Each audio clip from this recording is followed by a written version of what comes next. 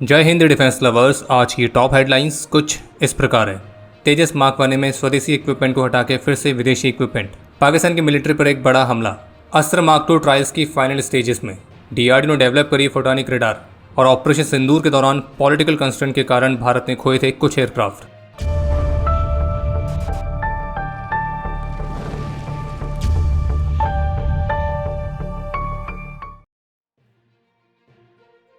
India today की तरफ से जारी की गई लेटेस्ट रिपोर्ट के मुताबिक एचईएल ने रडार्स और इलेक्ट्रॉनिक वॉरफेयर सूट्स की डिलीवरी के लिए इजरायली फर्म एल्टा सिस्टम के लिए लेटर ऑफ इंटेंट जारी किया है।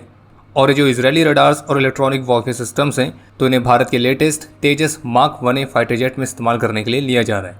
जबकि रिपोर्ट के मुताबिक पहले तेजस मार्क 1 में भारत का अपना स्वदेशी उत्तम एईएस रडार और स्वयं रक्षा कवच नाम का इलेक्ट्रॉनिक वॉरफेयर सिस्टम इस्तेमाल किया जाना था।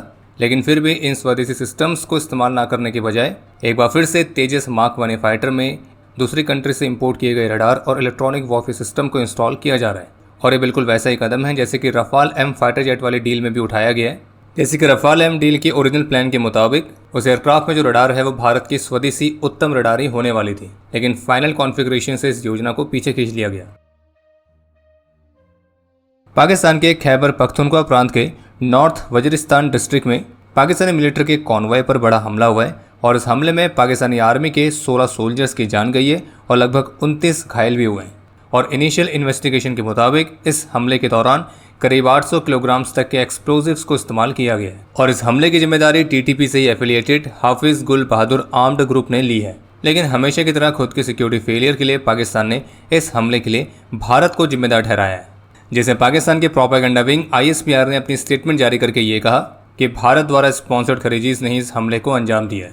लेकिन भारतीय विदेश मंत्रालय ने भी पाकिस्तानी आर्मी के इस बेबुनियाद दावे को खारिज करते हुए स्पष्ट रूप से कहा है कि हम इस स्टेटमेंट को पूरी अवमानना के साथ अस्वीकार करते हैं। और जबकि अभी हाल ही में पाकिस्तान के जो फील्ड मार्शल हैं आसिम मुनीर, तो वो ये क्लेम करते हुए दिखे थे कि भारत ने उनके देश पर बिना उकसावे के 2 बार हमला किया है और रीजनल टेंशंस को एस्केलेट करने के लिए पाकिस्तान ने भारत को जिम्मेदार ठहराया है। और इसके साथ ही उन्होंने भविष्य में भारत के किसी भी आक्रमण का निर्णायक जवाब देने की भी शपथ ली है।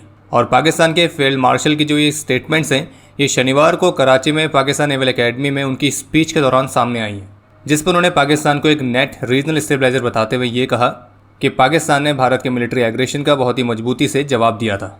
हालांकि वो बात अलग है कि वो जो मजबूती है वो पाकिस्तान के 12 बेसिस और उनके मल्टीपल एरियल एसेट्स जिन्होंने सेंटर ऑफ ग्रेविटी देखी थी तो वहाँ पर दिखी थी। और वैसे आपको याद दिला दें कि पहलगाम वाले हमले से पहले भी पाकिस्तानी आर्मी चीफ आसिम मुनीर ने ऐसे ही उकसाने वाली स्टेटमेंट्स दी थी। और कमाल की बात यह है कि आसिम मुनीर ने जो स्टेटमेंट है ये दी भी कहाँ है, पाकिस्तान की नेवल एकेडमी में।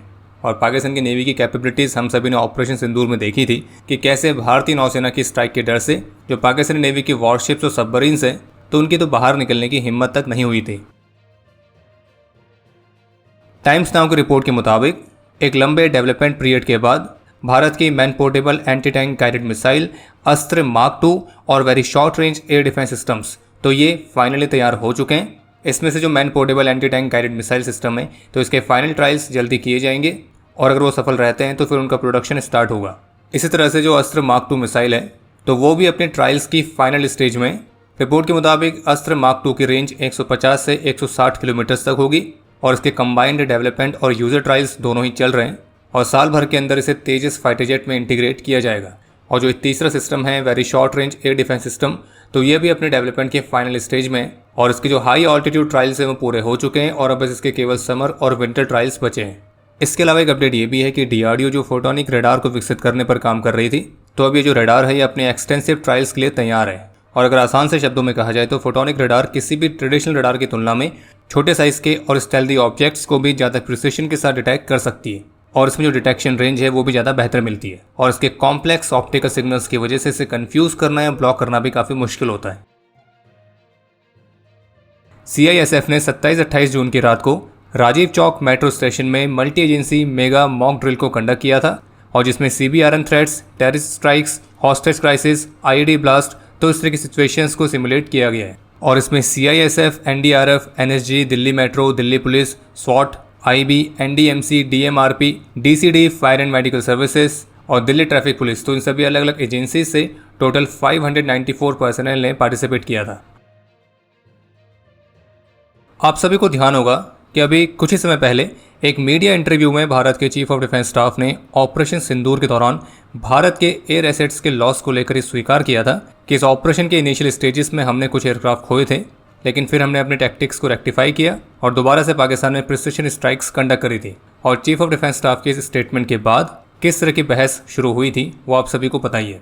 लेकिन अब ऑपरेशन सिंदूर के दौरान भारत के एयरक्राफ्ट लॉस को लेकर एक नई बहस फिर से शुरू हो गई है और उसका कारण यह है कि इंडोनेशिया में एक सेमिनार में इंडोनेशिया में भारत के defence attache captain Shiv Kumar ने यह कहा कि हमने इस दौरान कुछ एयरक्राफ्ट खोए थे, लेकिन वो भी केवल पॉलिटिकल लीडरशिप के कंस्ट्रेंट के कारण, जिसमें क्लियरली कहा गया था कि पाकिस्तान के मिलिट्री इंस्टॉलेशंस या उनके एयर डिफेंस सिस्टम्स को टारगेट नहीं करना है। टारगेट करना है केवल पाकिस्तान और पाकिस्तान ऑक्यूपाइड जम्मू कश्मीर में आतंकी कैंपों को। और इसी पॉलिटिकल कंस्ट्रेंट के कारण हमने कुछ एयरक्राफ्ट लूज किए, लेकिन फिर हमने अपनी टैक्टिक बदली और जिसके बाद पाकिस्तान के जो मिलिट्री इंस्टॉलेशन है उनको भी टारगेट किया गया और शुरुआत हुई पाकिस्तान के एयर डिफेंस सिस्टम्स को सप्रेस करने से। अब इसमें से जो आधे स्टेटमेंट है तो वो चीफ ऑफ डिफेंस स्टाफ वाली स्टेटमेंट की तरह ही है, लेकिन जो नई बात निकल के सामने आई है वो ये कि हमने भले ही कुछ एयरक्राफ्ट लूज किए, लेकिन क्यों किए उसका कारण इसमें जो बताया गया है, तो अब उसको अलग अलग प्लेटफॉर्म्स के द्वारा अलग अलग तरीके से रिप्रेजेंट किया जा रहा है। और मीडिया में डिफेंस अटैचे के इसी प्रेजेंटेशन को लेकर जो रिपोर्ट्स आ रही हैं, तो इस पर इंडोनेशिया में भारत के एम्बेसी के ऑफिशियल एक्स हैंडल से एक पोस्ट की गई है जिसमें क्लियरली कहा गया है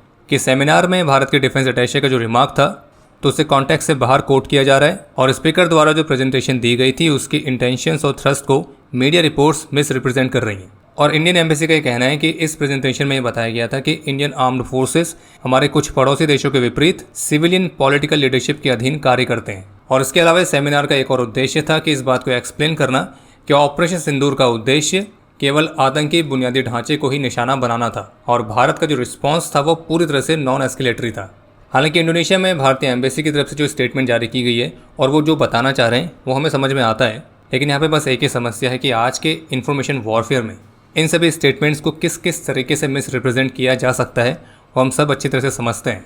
जबकि एक्चुअल में देखा जाए तो एयरक्राफ्ट के लॉस होने वाली जो बात है तो उसका सबसे पहला ऑफिशियल कन्फर्मेशन डायरेक्टली ना सही लेकिन इनडायरेक्टली हमको प्रेस ब्रीफिंग में ही मिल गया था, जब एयर ऑपरेशंस के डीजी एयर मार्शल ए के भारती ने कहा था कि जो लॉसेस हैं वो कॉम्बैट का हिस्सा होते हैं, लेकिन प्रश्न ये होना चाहिए कि क्या हमने अपने ऑब्जेक्टिव्स को अचीव किया है या नहीं। और उसका आंसर एक ही है कि हमने अपने सभी ऑब्जेक्टिव्स अचीव किए हैं और ये भी कंफर्म किया गया था कि हमारे सारे पायलट्स सेफली वापस आए हैं।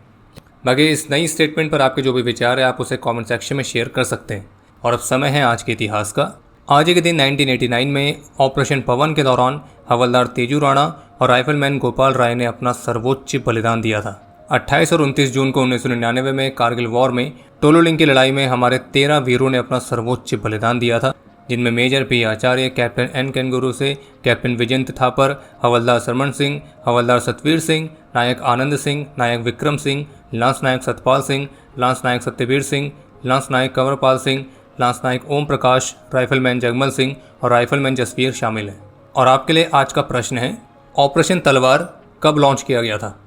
और अब समय है आज के टॉप 3 कमेंट्स का, जो ये रहे आपकी स्क्रीन पर।